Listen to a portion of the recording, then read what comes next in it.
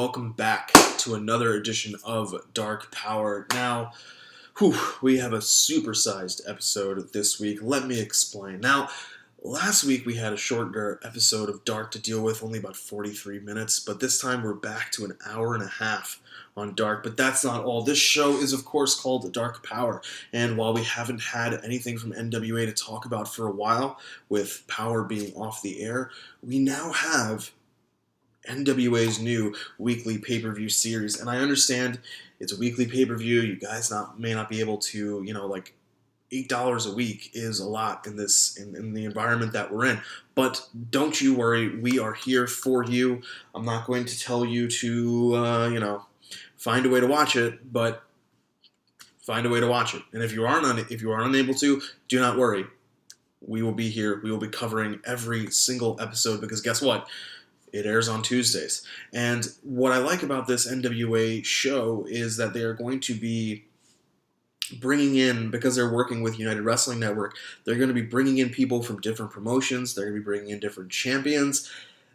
We'll talk about the championship aspect of it a little bit later, but either way, it's great to have the NWA back on this Tuesday night situation, this melting pot, this milieu of wrestling that we call Tuesdays. We have Dark, we have Impact, we have Powerrr, so let's just jump straight into it. But one thing before we do, guys, make sure you hit that like button. It helps the algorithms. Make sure you are subscribed. It helps our subscriber count. It helps us show up on more people's feeds, and we love that because we're able to talk about this thing that we call wrestling, this amazing thing that we call professional wrestling. And last but not least, comment. Well, not last but not least, comment if you are enjoying different matches on these three programs, whether you are disagreeing with some of my takes. I love to interact with you guys as much as I can, as much as we get comments. And last but not least, make sure that you share this with people you have not shared it with already. We love to, again, spread the word, spread the joy that is, the joy and frustration, shall we say, that is professional wrestling. All right, let's jump straight into it. So this week we have quite a number of matches on Dark. We're going to move through them pretty quickly because we have bigger meat and potatoes to get into with Impact and NWA. So starting us off, we have Brandy versus Red Velvet. This match is not really that interesting in the sense of it's just a quick match, but two things are important, two big takeaways from this match. One, Dustin, who is going to accompany Brandy to the ring and for the match, comes out on the face side of the ramp, whereas Brandy comes out on the heel side of the ramp. Now, Red Velvet also comes out on the heel side of the ramp, but hey, what's important here is that Brandy's coming out. I spotted it as it was happening. The announcers talked about it, which I thought was really good because it's kind of a unwritten thing of who comes out on what side. They don't specifically say faces come out on the right side, heels come out on the left side, but it's kind of a thing that we have picked up on, that is how this is being set up. Speaking of people who come out on the heel side, the other thing that's important about this match is that during the match, in order to try to distract Brandy from beating Red Velvet, Anna Jay comes out. Now, we know that she's running with this Queen Slayer thing. They have a shirt for her now on Pro Wrestling Tees. It's good for Anna Jay. I mean, a match against Brandy is not like that incredible of a thing in the sense that there are better workers than Brandy on the AEW roster, but it's optics.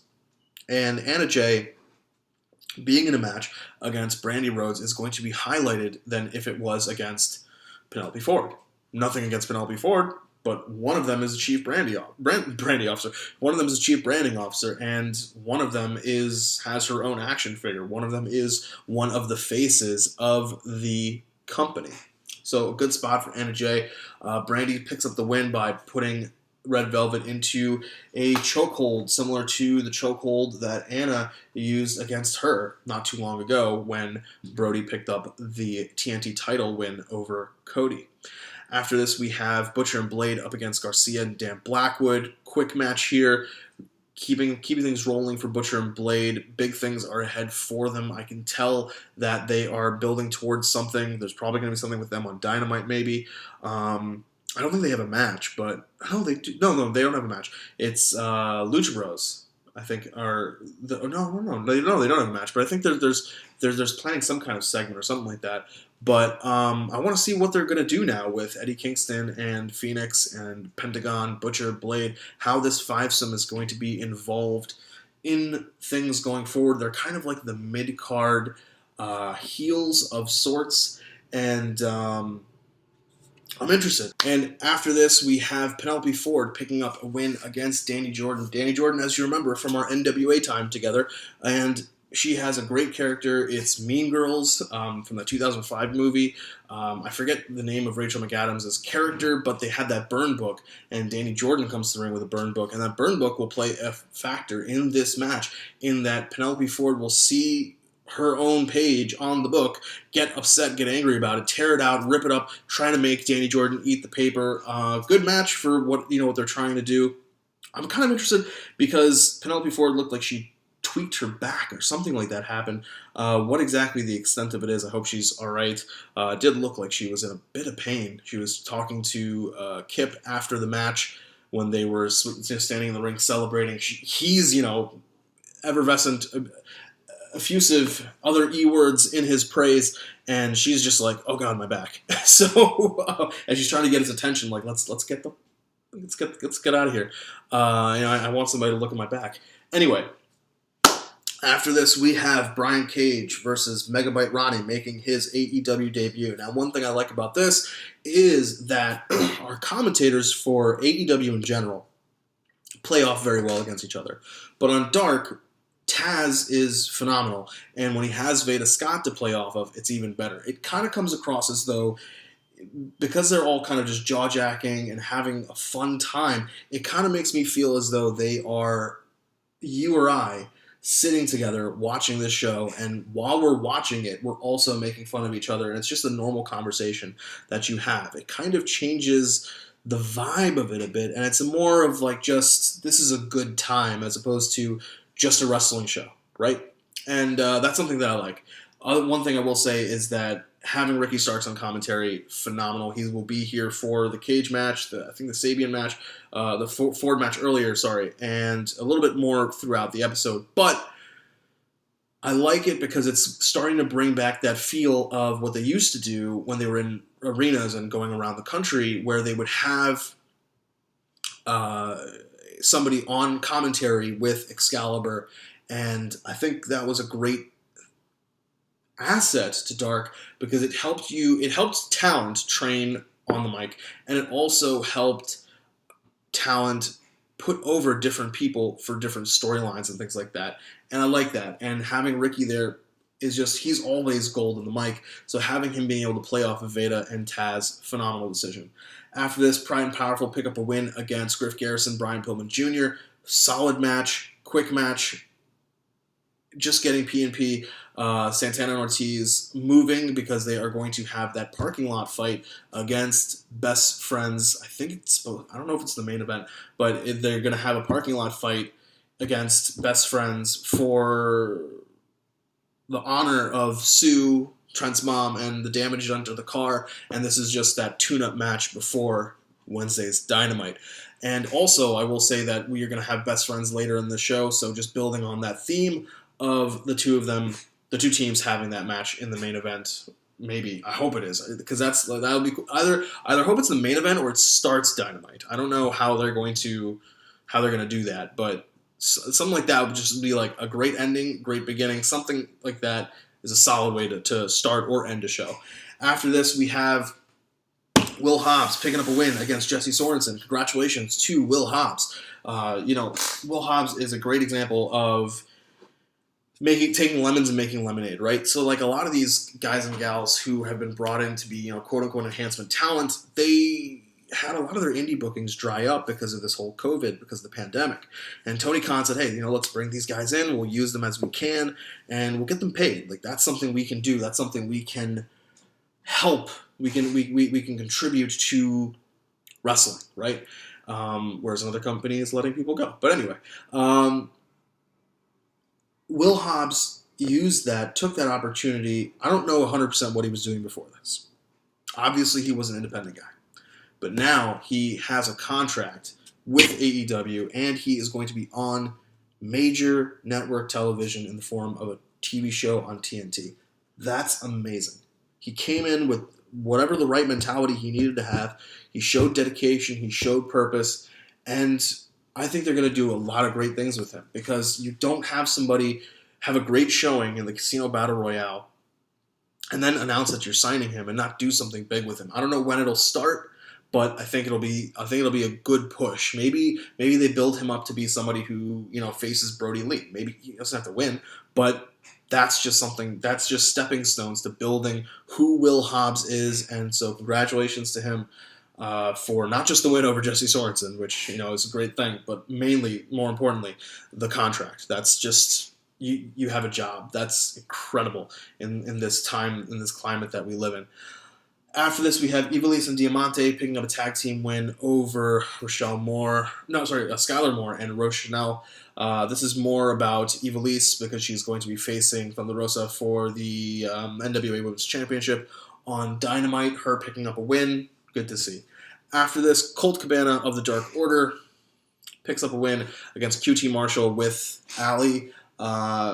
Good match, quick match. I like how they are continuing to show Colt being a bumbling kind of guy in the ring, and he doesn't really fit in with the Dark Order, but when they're like, hey, you got to get vicious, out of nowhere comes a little bit of a mean streak out of Colt, and I kind of like that. I want to see whether something's going to happen with QT and Allie and Butcher and Blade. That would be something that would be kind of cool to see whether or not that's something for the Nightmare family to deal with. I mean, what's left of the Nightmare family, right? Like, it's just a heel Brandy, a face QT, and a face Dustin versus the entirety of Butcher, Blade, Lucha Bros.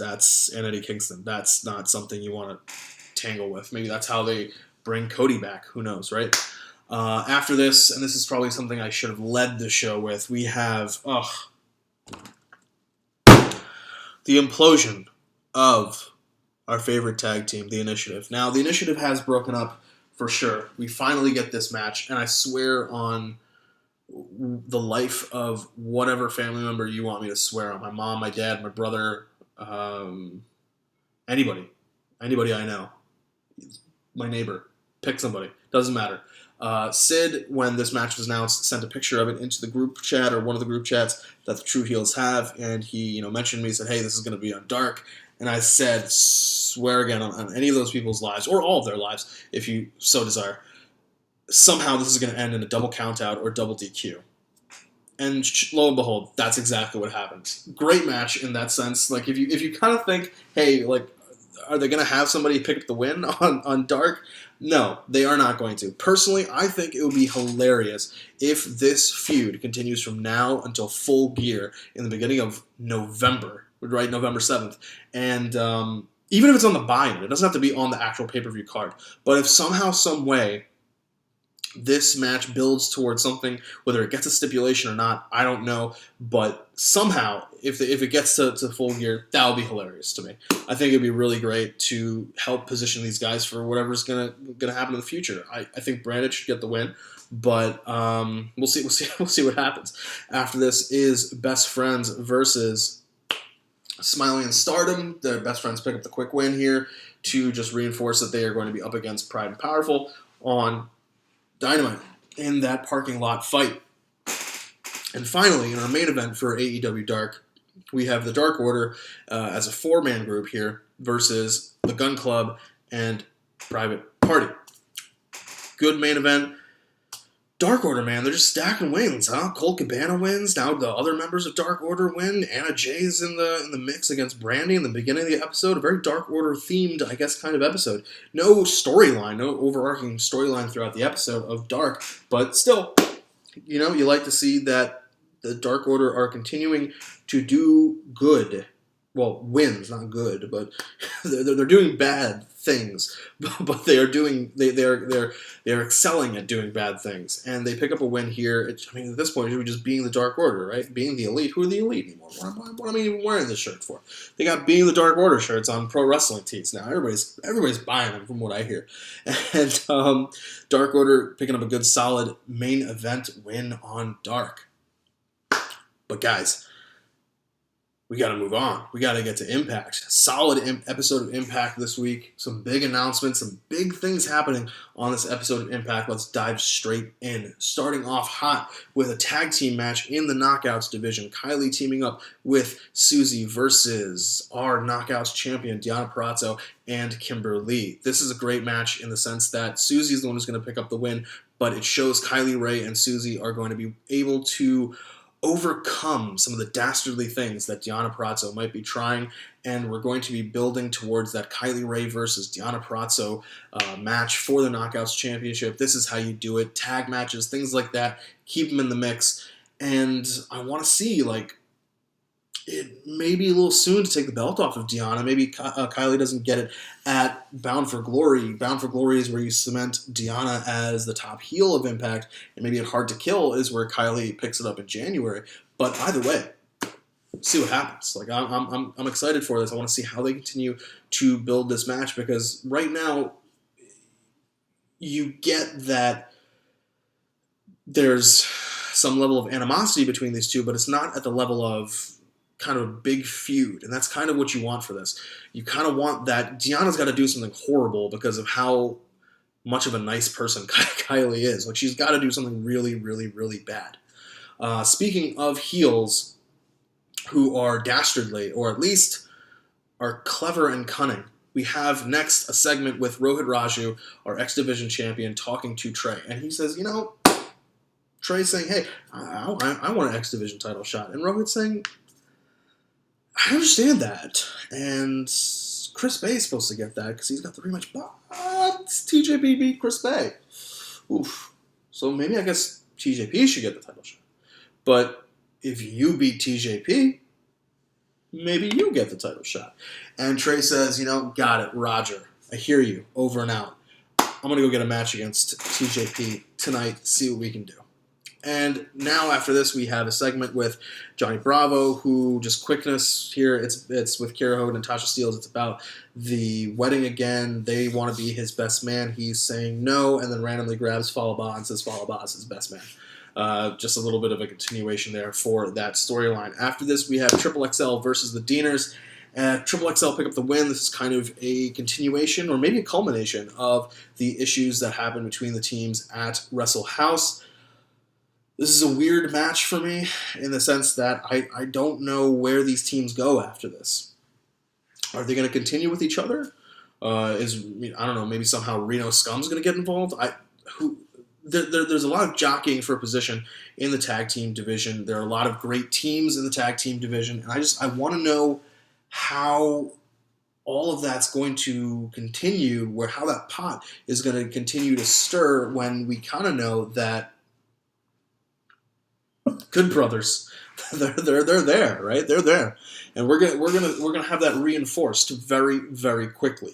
But first, we have an amazing match between Trey Miguel and TJP. I know TJP is, like he has said in the past, he's never learned from any of his opponents in the ring, and that's weird. I know I've said it before. It's weird because he's been in the ring with Kota Ibushi, arguably one of the best professional wrestlers on the planet, walking right now, but he can go in the ring, and Trey can go in the ring, and this is a phenomenal, phenomenal match. Trey picks up the win, further muddying the waters of our X Division title picture. After this, we have, I think it's Ace, Madman, and the North, or maybe it's just Ace and Madman. They attack the other two members of the Rascals backstage with Trey out in the ring, and they beat them up, and it's just horrific. Just horrific. What's going to happen to our main event? Our main event is supposed to be Motor City Machine Guns with the Rascals versus the North and Madman Fulton. What's going to happen now?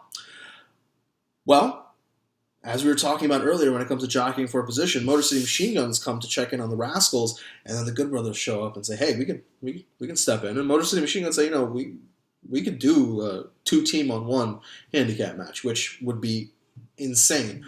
But Good Brothers say there's no need to do that because we're right here. And this goes back to our conversation last week and a little bit earlier tonight about the tag team division in Impact.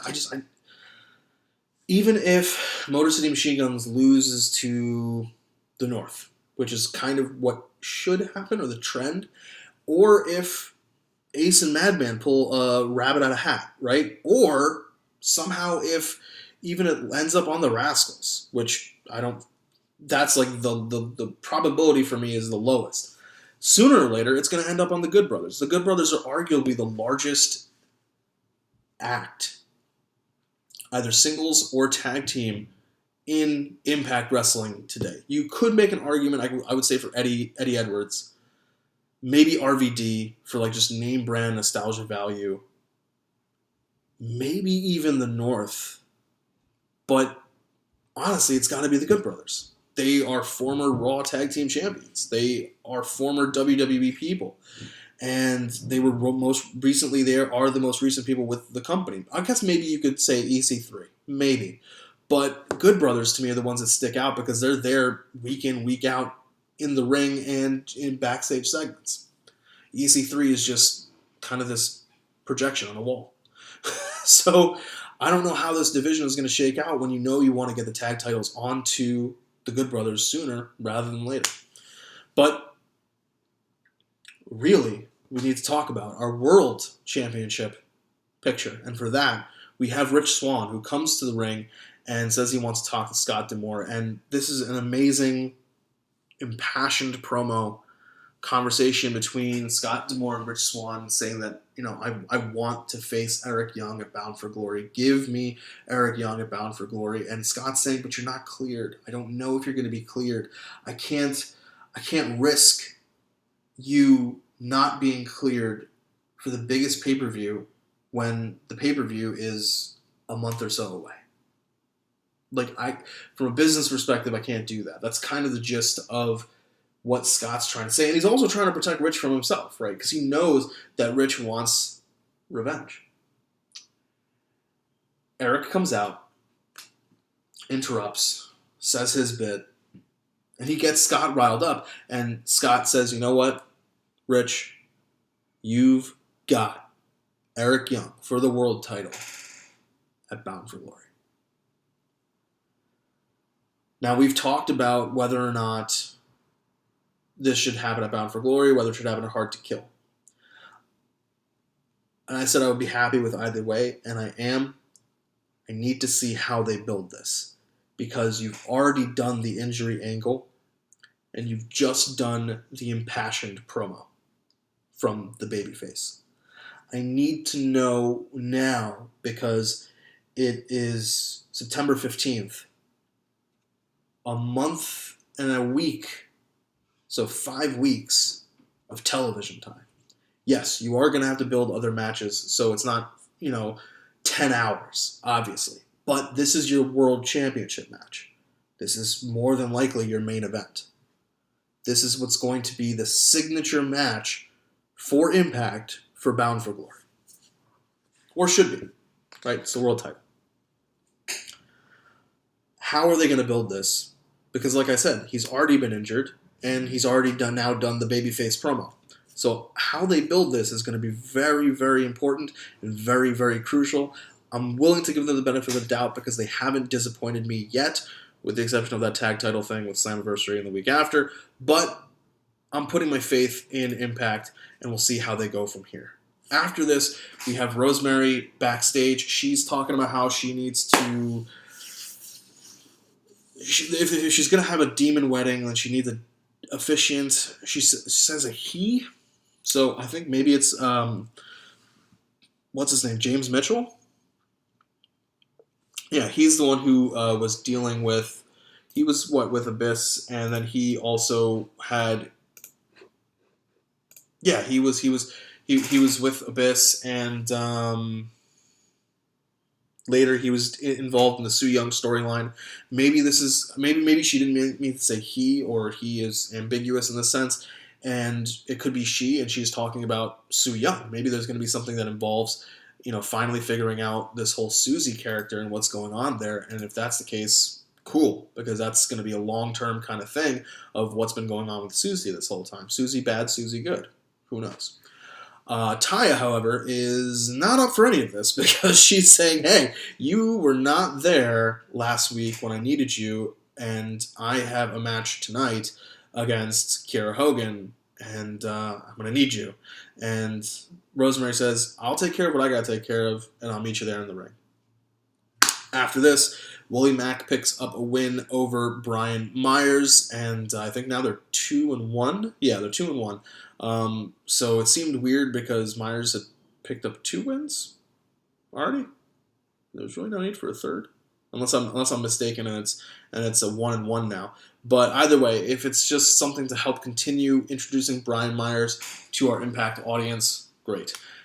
Backstage, we are continuing the Rosemary situation. She's talking to Jessica Havoc. This is where she says he, and Havoc, is refusing to help Rosemary because Rosemary says she needs Havoc's help in order to resurrect this person.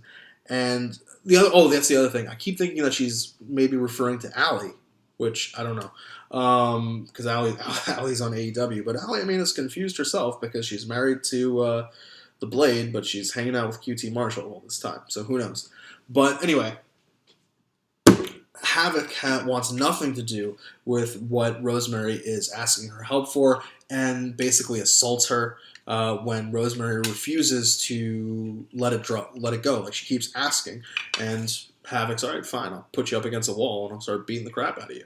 So it looks like she will not be able to help Taya a little bit later in the evening. After this, we have Moose walking around backstage talking to Scott D'Amore, who is roaming the backstage area now, still blowing off steam, I guess, because of everything with Rich and Eric Young. Moose is asking him about EC3. Scott D'Amore says, you got to figure out your own problems, man. Like, I got things I gotta handle. This is probably all just in your head. And Moose is like, yeah, probably is all just in my head. Kind of a funny moment. I thought like maybe they were going to continue that somebody saying control your narrative thing to Moose, and it would be Scott this week, but they didn't, and you can see why it looked right after this. There's another projection of EC3 up on the, put my arm here, up on the wall, and he's saying, hey, I'm going to destroy this TNA World Heavyweight Championship. And Moose is like, oh, God, I got to figure out what to do. So what does Moose do? This I thought was really, really funny. He picks up the phone, and he calls who? The Demo God. He calls Chris Jericho. Well, he claims that he calls Chris Jericho. He's talking to the Demo God. And it's just kind of a funny nod. He's saying, Demo God, right? I'm the wrestling god, Moose. And it's funny because he directly references Jericho losing the title after he won it at All Out, the first All Out a year ago, and I just thought it was kind of a funny nod to just, we are all wrestling promotions. This is a huge wrestling universe. We can reference what's going on in other companies. It's not that big of a deal. It's fine. After this, there's a segment with Rhino and Heath Slater. Or not Slater, just Heath. Rhino and Heath work together to do some shenanigans to get him into the building, and I think they're going to, later in the evening, do something with Hernandez and that bit of money. After this, Jordan interrupts Tennille Dashwood's photo shoot, and nothing crazy. She just says, "Oh, you aren't actually here to work, but that's all right because you're going to have to work next week when we have a match together." And Tennille's like, "Oh, well, that's not fun for me." But then she goes back to posing for her photo shoot. After this, we have Kiera Hogan picking up a win over Taya Valkyrie because Rosemary isn't there to help her out. Lo and behold, this is what happens when you mess with Jessica Havoc and Havoc puts you up against a wall. You're not going to be able to help Taya Valkyrie out. And so I think they're reintroducing some tension between Taya and Rosemary over this whole wedding thing and whether or not everything is going to be pulled off smoothly. As you know, weddings never get pulled off smoothly in wrestling. It's kind of a trope, but we'll see if it continues to be a thing with this wedding. After this, we have Rhino with Heath stealing the money from Hernandez by distracting Hernandez, and just kind of pay off for what we thought was going to happen. After this, we have a segment backstage. Chris Bay talking with Rohit Raju. TJP comes up, says, "I should be getting the title shot because I beat you." But then Trey comes up and says, "Well, then I should be getting the title shot because I beat you." And they decide, well, not they decide, they pressure Rohit Raju until he agrees to say that, you know what? Triple threat match. triple threat match to determine the number one contender for the X Division Championship. That match will be next week. That I already feel will be the match of the night. I don't know what else is going to be happening that night match-wise, but that's probably going to be the match of the night. Chris Bay versus TJP versus Trey Miguel. That's got to be a match of the night. After this, we have our tag team main event. The North, with Ace and Madman Fulton, picking up a solid win over the Good Brothers and Motor City Machine Gun due to a little bit of miscommunication between the Good Brothers and Motor City Machine Guns. Either way, good match, and either way, most importantly, now we have two teams who could claim maybe they deserve to get a tag team title shot against Motor City Machine Guns. How this is going to turn out remains to be seen. I think maybe Ace and Madman Fulton will be the first ones to try. They will fail, and then the North will attempt again at Bound for Glory. The Good Brothers maybe face off against, I don't know, because they've already beaten Ace and Madman Fulton. Maybe it'll be like some kind of number one contenders match at Bound for Glory. Like the Good Brothers will win. I don't know. It just seems like a little... 5 weeks of TV, maybe they're going to write a situation where both the North and Ace and Madman Fulton try, fail, and it turns out to be Good Brothers versus Motor City Machine Gun at Bound for Glory. We will have to see. But one thing we don't have to see, we don't have to wait, is to see how exactly the first episode of our new NWA Weekly Pay-Per-View series starts. And it starts off hot. We have a promo from Chris Dickinson. Now, I'm going to freely admit, some of these people I know, some of these people I don't know. We're going to be learning. If you know who some of these people are, tell me in the comments. Tell me a match that you think that I should watch of theirs. I will do my best to get my hands on the match, watch it, learn about these people. But I don't know who's going to be in and out, so part of me is like, I don't know if I want to waste time learning about somebody who may only be there for this week to have a match, right? But I think somebody who will be there on a more regular basis is Chris Dickinson. Chris Dickinson has a long history in wrestling. I think he was in WWE Developmental for a while. I'll have to check on that. But either way, he is somebody who is pretty good on the mic, as we find out as he hijacks the show almost immediately. And yes, he was. He was part of Evolve. He was part of Evolve for a while, for 3 years, in 2015 to 2018, and he was part of WrestleMania 34 Access. That's it. So, anyway, good promo, starting off strong with Chris Dickinson, and after this we have Alexander Hammerstone defending his championship up against EJ Sparks. So, he's going to pick up the win here, and good match for an opener. I liked it. I like how they're starting off hot. After this, they go directly to a Nick Aldis promo, keeping things moving, just reinforcing that we are trying to get your attention and we're going to do it in a really big way. And Aldis' promo for our main event, which is Aldis versus Bennett. I don't know if you've watched the 10 Pounds of Gold that they did on YouTube. Really, really great. I highly suggest that you watch it. Really tells the story of what this match is and what this match means to Mike Bennett. After this, there's Jordan Clearwater versus Will Allday. This is a good match. I like this one.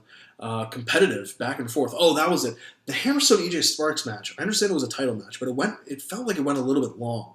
After having that Dickinson promo and then having this match, I felt like it went a little bit longer than it needed to.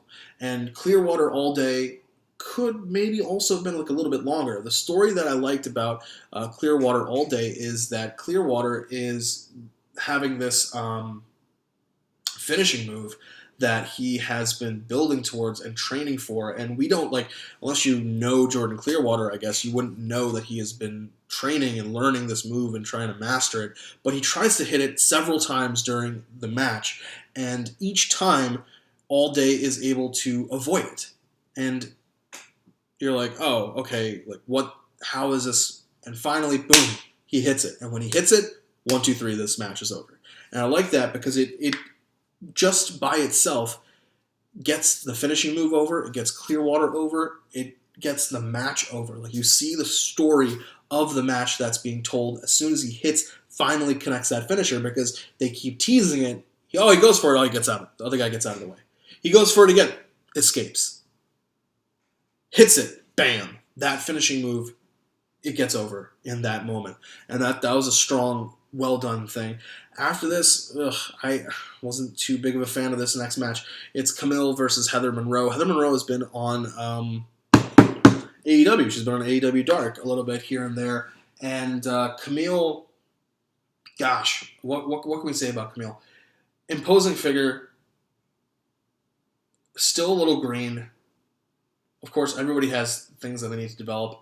But with her, I remember what her appearance was before the pandemic really hit with her debut match on Powerrr.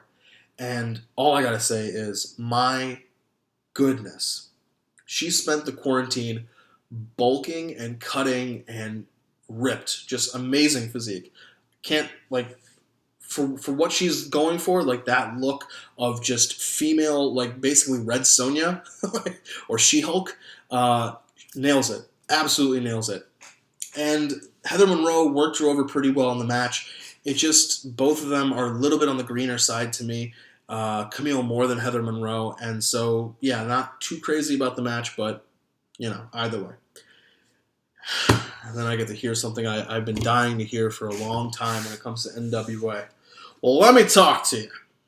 And it's Eli Drake. And that's actually where I worked on the, I guess, whatever I can call a catchphrase of the I'll catch you, as I do at the end of Dark Powerrr. But Eli Drake with the let me talk to you. Great moment. Eli cuts a really strong promo, says he's going to be in action next week. Looking forward to that match.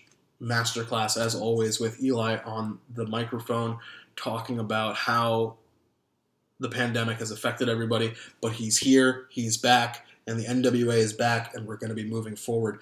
After this, we have back-to-back promos, which seemed a little weird. Dan Joseph defending the UWN TV Championship, and he kind of gives us a rundown that this is the third time that his opponent is trying to take the title, and he kind of tells the story without us having to watch the other matches, which I thought was kind of nice.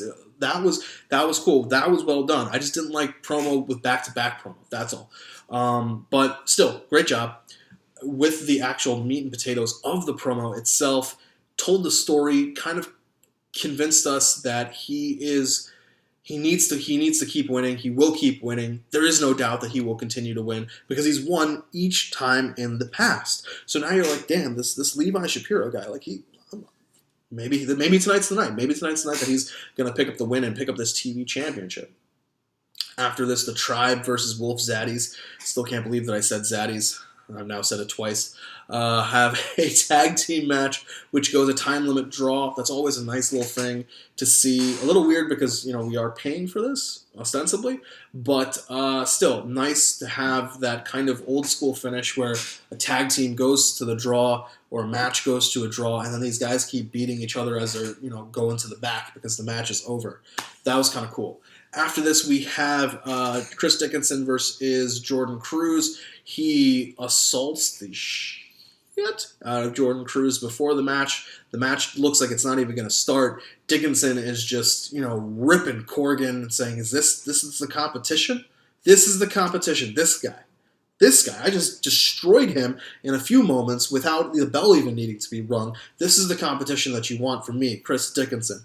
And Cruz, to his credit, gets back in the ring. They start the match. You kind of know how this is going to end up, and it ends up exactly the way you think it should. Chris Dickinson picking up the win over Jordan Cruz. I like it because it's cementing Dickinson as a upper mid-card-ish heel, maybe. That's the thing. Like, we're still learning who is on the roster, who is going to be on the pecking order when it comes to different championships. All I know, I don't know whether the NWA TV Championship is there. I don't know whether the National Championship is there. What's going on with Aaron Rex? That hasn't been told to us yet. So we'll see how exactly Dickinson is going to fit in on the new NWA pecking order, but it looks as though he's going to be damn near the top with a bullet behind him.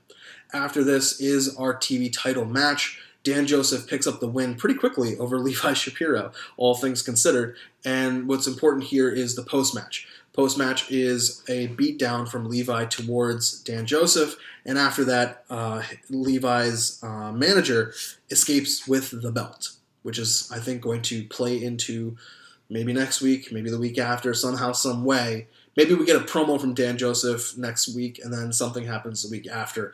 We'll see exactly how that fits in. And finally, our main event. Like I said, they did a really great job in the 10 Pounds of Gold series to talk about what this match means to Mike Bennett. And I gotta say, this is a really, really good match. The story that they're telling of Bennett on the verge of desperation to do something for his family. He has his wife there, Maria.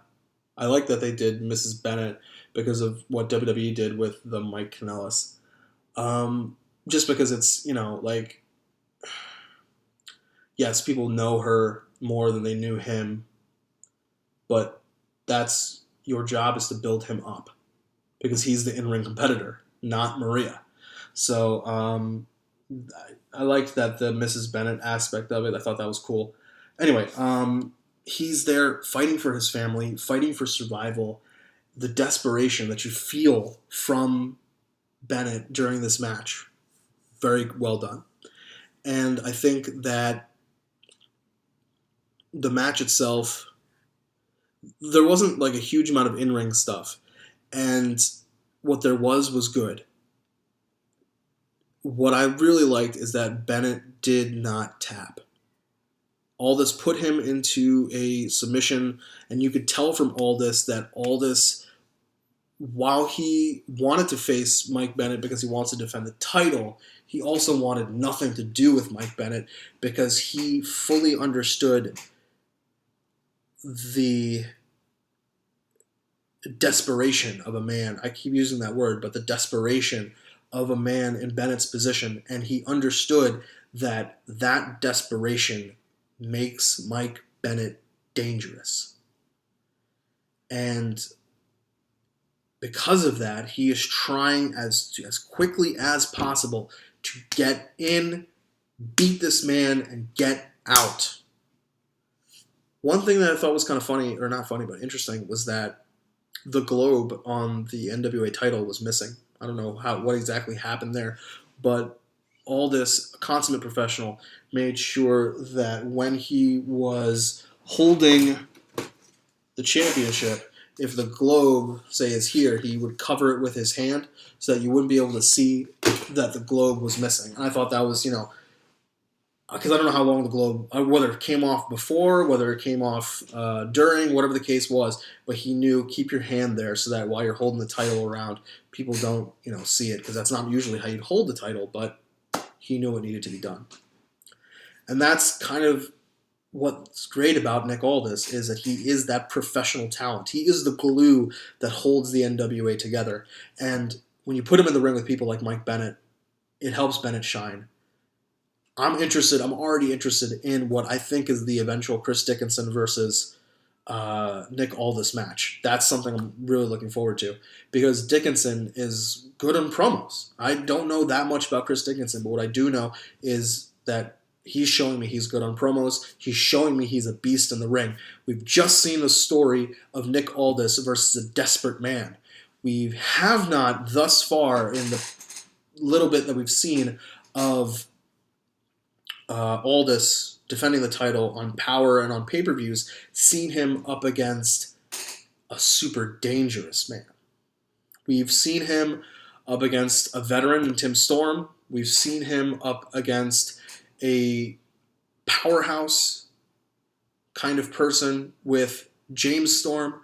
We have seen him up against an aerial assassin of sorts in Flip Gordon. We were going to potentially have seen him up against Marty Scurll, which probably will not be happening for a number of different reasons. We saw him up against the super veteran of a member of the Rock and Roll Express in Martel. And now we've seen him up against desperation. Chris Dickinson looks like he's built like a brick house, and he can run through anybody. It's different than James Storm, to me. And how they build that match, I think is going to be really cool. And it looks as though that's kind of where it's going to trend. The only knock that I kind of have against this NWA show thus far, because I understand the production value, it's not really going to be there. This is going to be more of a bare bones, stripped down show. Obviously, there's not going to be an audience. The only thing that that's going to throw me is that if next week there are more titles that we don't know. Hammerstone was defending a West Coast Pro Heavyweight Championship, Pro Wrestling Heavyweight Championship. I don't know anything about that title. The average viewer is not going to know anything about that title. There's only so much that commentators can get that over with. Get over a title with a crowd or get over a champion with a crowd. And yeah, if I see my UWN television champion maybe every 2 weeks, every 2-3 weeks, it'll build that title up. And I can be like, okay, cool, NWA is working with UWN, this is their television champion. Okay, cool, there's some level of prestige. I already know that I'm going to get Thunder Rosa next week, defending the NWA Women's Champion, but that's already an established championship. If they start bringing in champions from other promotions, but don't do a good job of building that up, the title matches are gonna suffer, because why am I concerned for this not concerned for the champion, but why do I care about that championship, right? Like the WWE United States Championship doesn't really mean much to me. The Intercontinental Championship doesn't really mean much to me, because it's a prop. It's a placeholder now. It's been going on for so many years that it doesn't, like, there's the amount of prestige that's attached to it, at least for me, is not really that much there. But I respect the champion, and I respect who has the championship, and I respect the championship because of how long it's been around and it's been built up. WWE misuses the championships, but I'm like, okay, that is supposed to be my United States champion. That is supposed to come from a long lineage of champions. Same with the Intercontinental Championship. If they're bringing me a new championship week in, week out, or every other week, whatever the case may be, I don't know the prestige of those titles. So that's going to be something that NWA is going to have to keep in mind, or hopefully they recognize and then keep in mind, but going forward. But either way, great job on the first episode of this pay-per-view series from Thunder Studios. And guys, this has been a long episode. I appreciate you guys if you are still with me. I appreciate you hanging around, toughening it all out with me here. Next week, I'll try to move a little bit faster as we get our footing with NWA and seeing how they are going to be presenting all of these episodes and TV, this product to us, and how they're going to be developing their talent, this new talent pool, because we're seeing people we didn't see before in Power. It would have been great if Chris Dickinson had been in Power, I think, but for whatever reason, that was not in the cards. It now is. So let's see how they do with having Chris Dickinson. But until next time, guys, I will catch you, as is now kind of, I guess, a little bit of a catchphrase for me. Stay safe, take care of each other, and I'll see you guys next week.